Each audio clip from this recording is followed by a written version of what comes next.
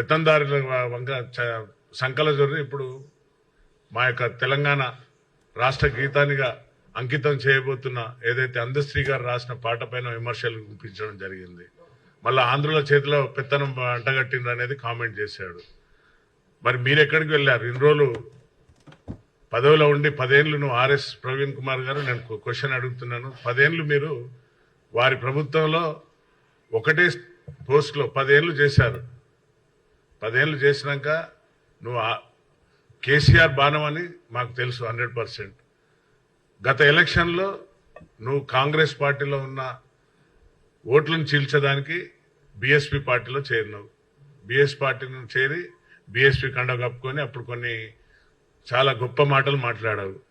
ఏనుగునెక్కి ప్రగతి భవన్ పోదామని అన్నావు. ఎక్కడ పోయింది నీ ఏనుగు? ఎక్కడ పోయింది నీ భవనం? ఎక్కడ పోయింది? నువ్వు ఎక్కడ పోయినావు? మళ్ళీ పోయి పెత్తందారు సంఖ్యలో చేరినావు. ఇప్పుడు అందశ్రీ గారి కోసం మాట్లాడడం సిగ్గుచేటు నీకు. ఆయన ఒక చాలా నిరుపేద కుటుంబంలో పుట్టి స్వార్థం లేకుండా అతను రాసిన గీతాన్ని ఈరోజు తెలంగాణ ప్రభుత్వం గుర్తించి, మా యొక్క ప్రభుత్వం గుర్తించి దాన్ని తెలంగాణకు అంకితం చేయబోతున్న ఆ యొక్క తెలంగాణ గీతాన్ని వారికి పూర్తి స్వేచ్ఛనిచ్చారు మా ముఖ్యమంత్రి గారు అందశ్రీ గారికి.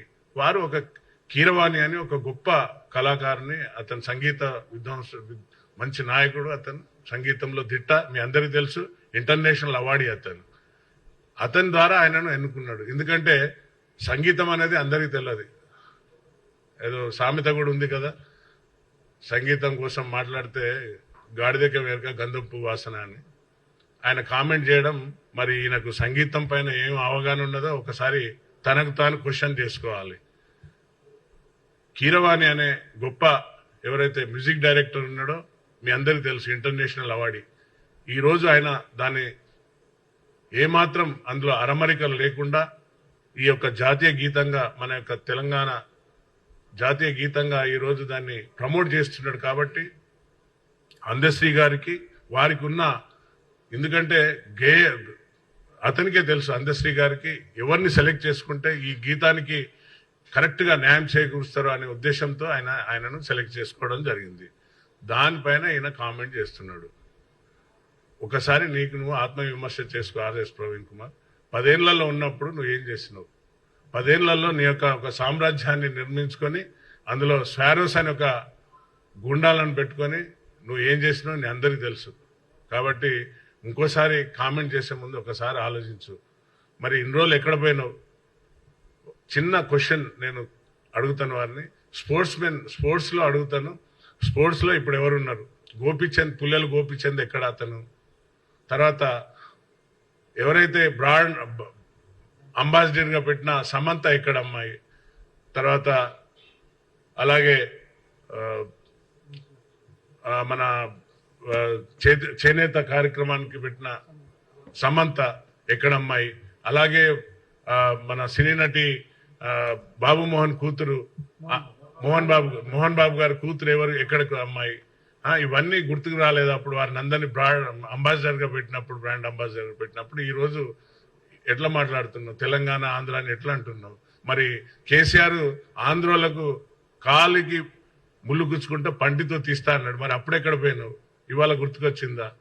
కాబట్టి ఒకసారి మాట్లాడే ముందు ఆలోచించుకో. దళితులారా, ఈయన పచ్చి మోసగాడు. మళ్ళీ పోయి ఆంధ్రోల చేతులనే ఇన్ని రోజులు మన తెలంగాణ బిడ్డలను మోసం చేసిన పార్టీలో చేరిండు. నిరుద్యోగులు ఎంతో మంది ఆత్మహత్యలు చేసుకున్నారు, మీ అందరికీ తెలుసు. కాబట్టి సోదరులారా, దళిత సోదరులారా, ఈయన ముసుగు వేసుకున్న వన్యమైన పులి. కాబట్టి నక్కజిత్ల మాటలు నమ్మకండి. ఆయన గుండు చేసుకున్న అంత మాత్రాన అంబేద్కర్ కాడు. దయచేసి మీరెవరు కూడా వారి మాటలను నమ్మకండి. ఎందుకంటే కాంగ్రెస్ ఒక్కటే దళితులను హక్కున చేర్చుకునే పార్టీ ఏదన్నా ఉన్నదంటే కాంగ్రెస్ ఒక్కటే. న్యాయం జరగాలన్నా, దళితులకు ఎలాంటి న్యాయం జరగాలన్నా కూడా కాంగ్రెస్ ఒక్కటే చేయగలుగుతుందని నేను ఈ యొక్క మీడియా ద్వారా మీ అందరికీ చెప్తున్నాను. ఎవరు కూడా ఆర్ఎస్ ప్రవీణ్ మాటలలో పడి మోసపోకండి దయచేసి. మీరందరూ ఇప్పుడు ఇన్ని రోజులు ఒకరోజు కూడా మాట్లాడినోడు ఇవాళ పోయి మళ్ళీ కార్లో ఎక్కిండు. మళ్ళీ ఏనుగు విడిచిపెట్టి కార్లో పోయినావు. కారు ఎక్కడున్నది మీ అందరికీ తెలుసు. కాబట్టి దయచేసి సోదరులారా, ఎవరు కూడా వీరి ఆర్ఎస్ ప్రవీణ్ కుమార్ మాటలలో పడి మీరు మోసపోకండి విద్యార్థి లోకల్లారా.